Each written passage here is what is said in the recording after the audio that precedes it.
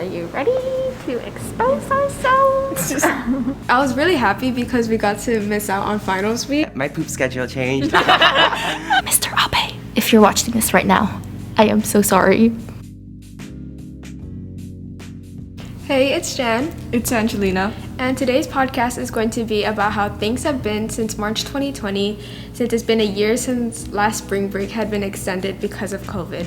Last week, we asked you guys to send us responses about how you felt during quarantine, and we will also cover the beginning of quarantine along with the extended spring break. Well, let's talk about how we both reacted to finding out spring break was extended for another week. I was happy that spring break was extended because at the time I thought we had an assignment for English where we had to make a poster and I did not finish it. Luckily, we did not have to go back to school though. Oh yeah, I was upset because I actually did that, but then we didn't need to go back, so I kind of did it for nothing.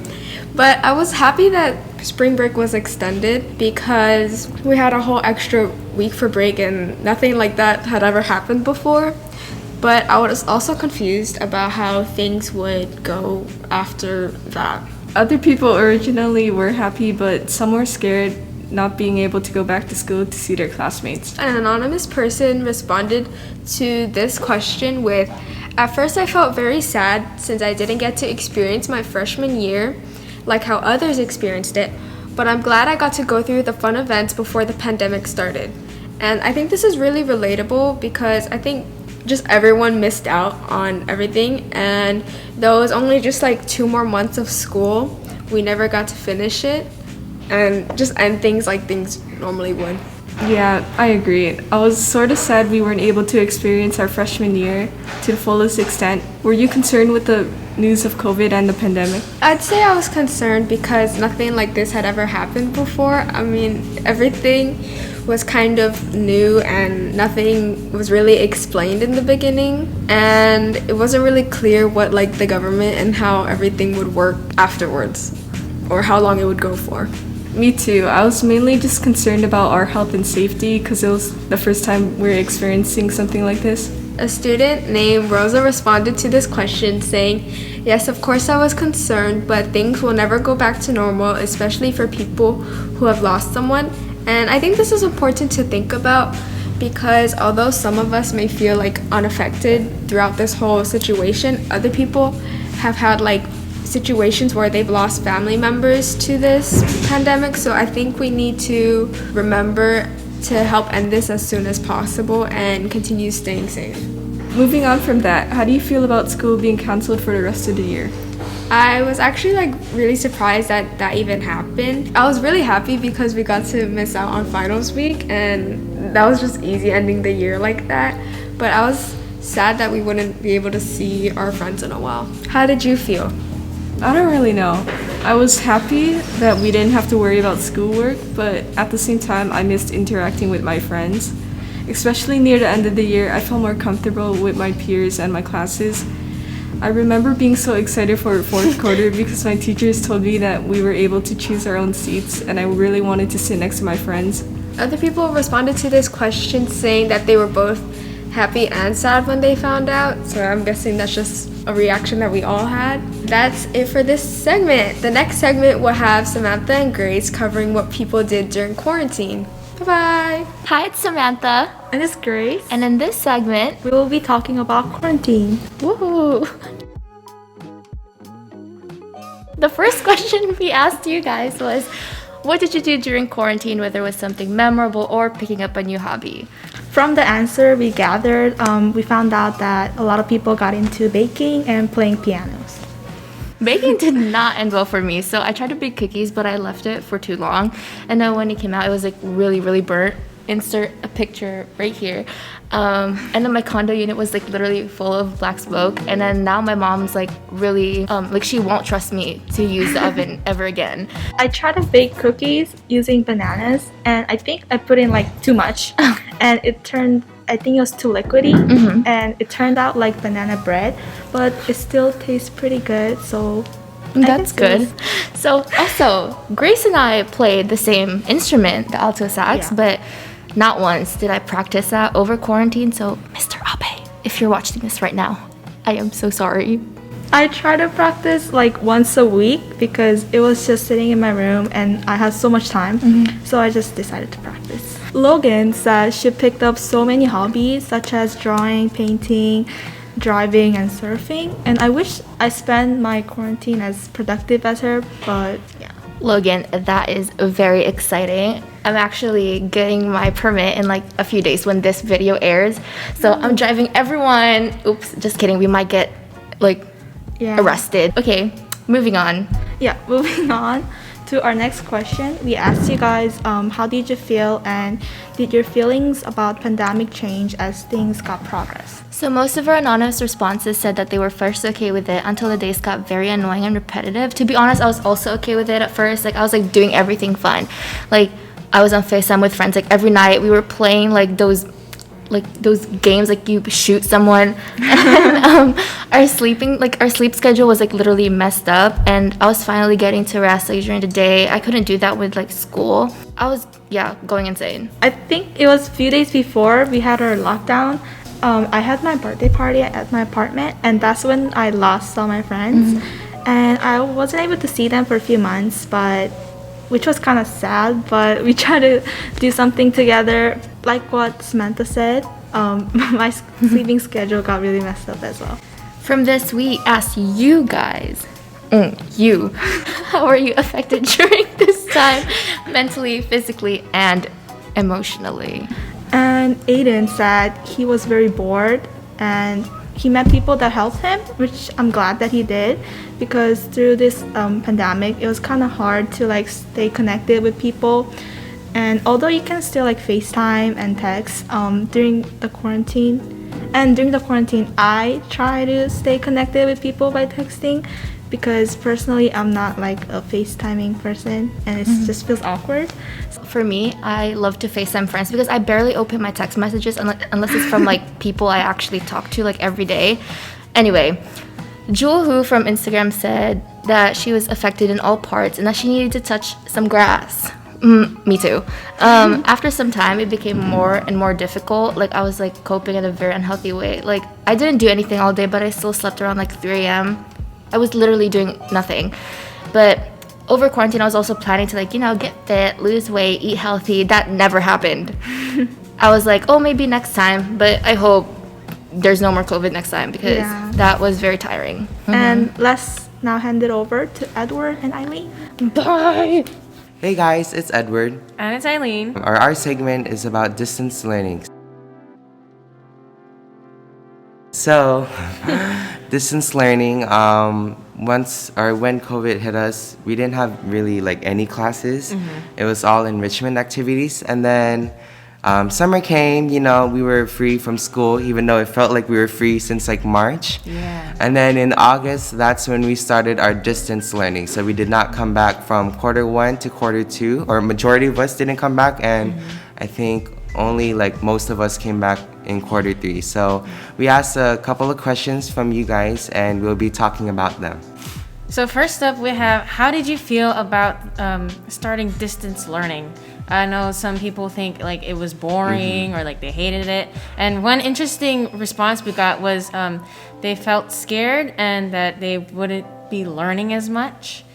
I feel like in the beginning, I thought that distance learning was going to be easy, since it's online. And, I thought I could just take a break and stuff. But like, it felt like really the complete opposite, because like with distance learning, since I'm at my house and stuff, I always felt like I just had like extra time, Plus, school was only from 8 to 12, So it was like, it all depended on me and how I set or used my time, So like, I think a majority of us felt like distance learning was gonna be easy at first, but to be honest, it was kind of like the complete opposite. In fact, I think it was harder for me to learn. And with that response as well, I felt like, before I didn't really like think that we would be learning not as much, but like now that I think about it, I just like realized, like there's so much stuff that's been cut off from our curriculum basically of the year, because like I've heard a lot of teachers, they're taking out a lot of stuff that is probably like important, and plus with the limited time that we have, it's like you know, like how can we learn so much within this time, you know? It's kind of scary because like we don't know how we're going to do in future classes, you know, like I think a lot of us would take AP classes and honors classes next year, you know, so like are we like prepared to take those classes, you know what I mean? Yeah, and then I would say like last year, you know, that whole last quarter was cut off, and then our teachers jam-packed everything that we were supposed to learn. And then like I don't know if I even learned anything from that last part. I was thinking being at home all the time, you could think, oh yeah, I used to go to school at like 8 to 2 or something. And then we have all this extra time because we're home like all day, so maybe I don't have to do this right now. Oh, I can watch this movie, or maybe I can go eat a snack or something. And then by the time it's like 11 or 12, I'm already rushing to finish the stuff by the end of the deadline. I was like, oh, because being at home makes you feel more comfortable. And then I kind of just relax a lot more, and I like procrastinate. It's like I don't need to do this right now. I feel like overall a lot of people thought it was gonna be like easy and like fun, but to be honest, it wasn't easy or fun. Our next question was, did you actually do any of the enrichment activities?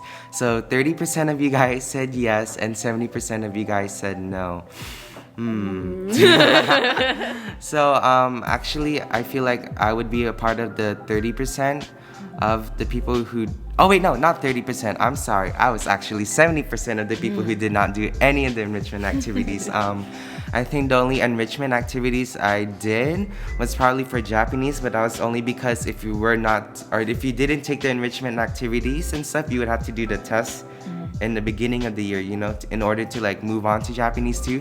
So like on top of like English honors summer homework and 8-push homework as well, I was also doing Japanese homework at the end of my summer, which is, you know, now that I think about it, I probably should have done my enrichment activities too, you know. They probably could have helped me a lot more too in this school year as well, because I was also struggling in geometry, you know. I'd say I'm probably part of the 30% because my math and English teachers were like, oh yeah, you got to do this, and this is due by the first day of school, so you better get it done. I was like, oh man. And they would keep adding more work. I was like, no. Yeah, I feel like, you know, because it's enrichment activities and everything was optional, I feel like students overall, you know, if it's optional, you know, no one's gonna do it unless they need to do it, you know, which is probably what, like, how I thought back then, you know, and probably why I was just like, you know, it is what it is, you know, I'm just not gonna do it, you know. So the next question we had was in person versus online, and why do you prefer that, whichever you chose? So 47% chose in-person school or in-person learning, and 53% said online. That's kind of surprising to me. I like in person because, you know, you have like this connection that you have with your teachers that you kind of don't seem to get at home. I feel like being there has some kind of I don't know, just something different about it that makes you feel like you're learning more than just, oh yeah, you have these assignments and then you finish them by this and then that's it. We also got responses to that as well. Jaden from Instagram says, I feel more engaged and more motivated to learn in person, while Rosa on Instagram as well said, I prefer online because I can wake up 2 minutes before class and be on time. I can see why some people liked online, you know, because when it's at home, you could wake up, you know, later. Because before I used to like literally wake up at 7:30 before my classes, but now I've been waking up by like 6 o'clock every day, you know, just to get ready and get to school. Even though I live like 10 minutes away from the school, I still have to wake up early. But I do agree with Jaden though, because I feel like in school, you know, just like the environment we are, it's like my brain tells me, you know, oh, it's time to learn, you know. And I think, you know, learning in person and being connected to the teacher, you know, like personally, actually helps a lot more than being online. But I can see why some people preferred online, you know. In person, I think you can like engage in whatever you're doing, and you know, it kind of forces you to focus because you don't have as much distractions around you, and you're kind of more committed to your work. Our last question was, did anything about you change during this time? Whether it was productivity, lifestyles, and etc. I got more lazy, that's for sure. Like, I I've not really I mean, I do rush before the deadline, but I'd still have like an hour before. But now I'm like only 1 second off from having it late. Or like I had a lot of late assignments for math once, and I finally caught up just this recently. And then like my sleep schedule, I've been sleeping late, like in the early AMs, like 1 to 3. It's just really bad. Dang. I don't know if this is a bit TMI, but my poop schedule changed. It's so funny because I know my friend's poop schedule too. I know, like, I remember just seeing online and a bunch of people were talking about it, and I was just like, are we like all experiencing this at the same time, you know?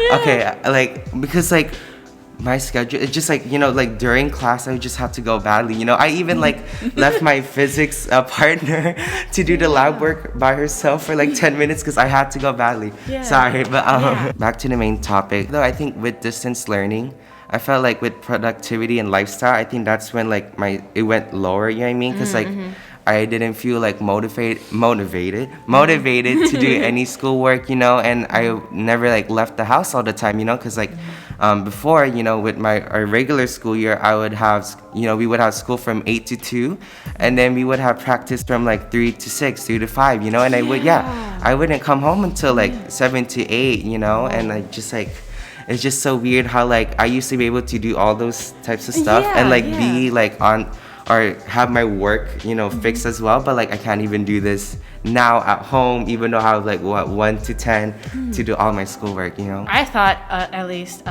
it was weird that we were going back to school, because I was like, whoa, we've been away for so long. Yeah. Now I'm actually going back to school and I have to wake up and everything. And then I thought, you know, wait, is it weird that I think that it's weird that we're going back to school, because we used to go for like such a long time. Wait, we have only half schedule, and now we like, it's so weird to think that that's weird because that was the normal. One response to this question was, I must say that I got more insecure about myself. I was so caught up on social media, and I would see negative comments on people's posts that I can relate to. That really changed my perspective about my own self, to the point where I would start to distance myself from people and ignore calls and texts because I didn't know what people's point of view of me was. You know, I think a lot of people can relate to that too, you know. I feel like with self-isolation, especially during that time, you know, it just got us to like think about ourselves. And, you know, and with social media, I mean, there's a lot of like hate and stuff around social media, and you can really see like the hate too, you know. There's like so much of it. With this comment though, I'd say, you know, life's too short to care about what others think, you know what I mean? Even if they see you weird, I mean, it is what it is. You can't really like be like, what do you call it, pleasing or like appealing to everyone, you know. Okay, so there's a couple of things that I wanted to clarify about the last quote. Don't mind the back because my family's sending some stuff to the Philippines, which is why we are packing to send them off. I just wanted to start off by saying that, you know, it's perfectly fine to feel that way, you know. It's okay, you know, to not be okay, you know. Society always has like this toxic mindset, you know, to, you know, like after like some sort of inconvenience is like set on us to like, you know, get back up and to just keep on going. But, you know, sometimes the best thing to do is to, you know, just take a step back and, you know, just to let it all out. You know, I think letting it all out would be way better in the long run than holding it in and to keep on going, because that thing will always set you back. It's perfectly fine to be sad, and if anyone tells you otherwise and you think the best thing to do is to be sad for that time, then that's perfectly fine, you know. With ignoring causes and texts, I'm sure your friends and other family members or, you know, people in general would understand that, you know, sometimes the best thing to do is to just take time to myself and just to be, you know, left alone. Because sometimes, you know, space and just like, you know, just time to ourselves, you know, just really helps a lot more than other stuff, you know. With COVID and, you know, with the whole pandemic, I feel like, you know, as we are all alone in our houses, that, you know, with all this empty time and self-isolation that we have, that really changes, you know, who we are, like who we see in the mirror, you know. That really changes our aspect on life and, you know, just in general, you know. So I feel like, you know, with social media, which is always a good or a bad thing, but, you know, sometimes it could just be bad in majority, you know, that can really change our mindset, you know, negatively. I just wanted to say that, you know, society and the media in general will always set up unrealistic expectations social media especially, they always set up unrealistic, body goals and other types of stuff, to the point where we can't even reach them, but yet we always still try no matter what, because we want to look this way, we have to look this way in order to be presentable and, appeal to others. But here's the thing, you can't, what do you call it, appeal, you can't please everyone, you know what I mean? Because people's point of view is always different, I feel like in general, everyone will just always have a different story about you. You can't, please or appeal to everyone. As long as you love yourself, and I know that sounds cheesy, but as long as you love yourself and you love who you are in your own point of view, then that will matter way more than what other people would think about you, because if you, genuinely are happy about like who you see, then everyone else's opinions, point of view, thoughts about you would not matter to you at all. Be who you are. Gosh, that sounds so cheesy. Just wanted to say that you're not alone, and other people feel that way, and and it's perfectly fine to feel this way. But if you do want to like overcome this, then what matters the most is that you love who you are in your own point of view. That's pretty much it. I hope that really helps you a lot. I'm always here if you need to talk to someone. I'm sure you'll know where to find me. That was our segment, and we'll be learning how to cope with distance learning, right? Yeah. With Esther and Irene. Bye. Hi, I'm Irene, My name is Esther. and welcome to our segment. So the majority of us are back at school, and we know it's been really stressful. So we asked you guys how you cope with being back at school. And so we're gonna share that with you now. We asked you guys how you guys cope, and you shared with us that you listen to music, talk with your friends, play video games, read, or binge watch. Is there any you could relate to?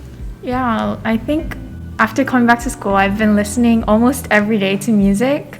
Yeah, something I listen to is K-R&B, that genre. And when I'm at home, I listen to YouTube playlists that are K-R&B. And then, you know how you have the suggestions? Yeah. It's all K-R&B after that video. So like I search up to YouTube or just play my playlist on Spotify to de-stress. Somebody also mentioned with us that they like to do online shopping to de-stress, if that's even a word. And that's something I could also relate to, because I think I've done the most shopping during quarantine and when we came back to school. Yeah, while I was in quarantine, I tried to shop because I was like, I have no clothes. Yeah. But then I'd end up scrolling and putting things into my cart, but I never ended up buying anything. Mm-hmm. It's the little happiness it gives me, even though I end up disappointed in the end. Oh, yeah, that's like in the moment you're happy. Yeah. That's all that matters, Yeah. Reading, have you picked up reading? I have not read I haven't read anything during quarantine. I haven't finished a book. Yeah. What about you? I think I've started reading and then it's kind of gone downhill after we came back to school. But I think that was one way, before I go to bed, kind of to unwind the day.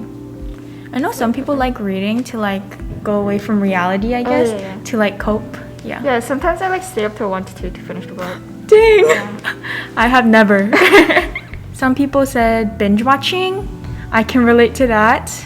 I've been binge watching a lot. This is kind of old, but I watched Queen's Gambit in 2 days. So good. You guys should watch it. What about sleep? So one way I cope with stress is sleeping. And especially now that we're back at school, we've been getting a lot of assignments. And I've been turning them in late a lot because I've just had no motivation. The stress of the assignments just haunt me, literally. In my sleep, I have nightmares about them. And I can't sleep, even though that's how I de-stress. But it haunts me so that I can finish my homework. Yeah, so procrastination. Key to life. Do you have any study tips, Esther? I have my own study tips, but let's first get to what people shared with us. Many share that they get rid of their social media, and I think I've tried that, but that just doesn't work with my working method, I feel like. Because like if I'm working on my computer, I could log on to Instagram on my computer, which really doesn't have the purpose of like getting it off my phone. So yeah, that just does not work with me. How about you? Does social media work? Like getting rid of it? Honestly, I don't really go on Instagram for a long time. Like even if I go on, it's just like I stay for like a minute or two and then I go off. But that's like a cycle, so it can get distracting. I've gotten rid of it once, but Me too. yeah, I've deactivated it once, but I just kept going back to it. And Gabrielle mentioned the Pomodoro Technique, and I use that occasionally when I really need to get work done. Do you want to explain to us what that is? As I feel like not much people will know. So there's like a period, like a long period, maybe like 40 minutes, where you work nonstop, and then you have a timer that lets you know when you're finished, and then you have a period, a short period or a long period of break, and then it just continues until you get your work done. Somebody also mentioned that they study with friends, and I personally haven't done this as much because I like to study by myself more sometimes. Because like if I go with friends, then I end up doing something else, like talking to them, which yeah, there's no purpose then. What about you? Sometimes I go like with one or two friends to like a cafe or something, which is when I like really need to get work done, and it helps. I just like feel like everyone is quiet, and then like everyone is there to work, so you can't really talk. Yeah. And it helps us get work done. I feel like it depends on what area you go to. Like that's if you go to like Starbucks, it's like normally really loud, so it's kind of hard to get work done. But like other places, I feel like you would be able to. I like to go to Island Brew. Yeah, and I really just like having someone there. For moral support. Lastly, we'll be talking about how people like us sophomores get back up from losing motivation or burnout. Jacelyn shared with us that she plays the piano, and that's something I could really relate to because I also play the piano to like just kind of get myself in the right mindset sometimes. I play the French horn, and I don't think it helps me from like when I lose motivation, but yeah, it actually, I don't know, I feel like horn has made me lose motivation, but I'm trying to get back. I think it's for every instrument too. Like piano too, there was a period of time where I was like, I'm so done with it. But then I gave myself 1 week, and I was like, if I'll practice every day for 1 week, and then if I really don't like it, then I'll stop. Dang, Yeah, that's dedication. I know. Gotta do what you gotta do. June also shared with us that she looks at her Infinite Campus grades, and I think that's something we all can relate to as students. Like having it on our phones, and then the notification will pop up, and they'll just keep you, that mood from the beginning of the day will just go with you to the end. It'll haunt you in your sleep. For real. Yeah, just looking at my grades, I just feel this motivate. Like this feeling. Yeah, just like this passion to like actually finish this work, to like raise my grade back up.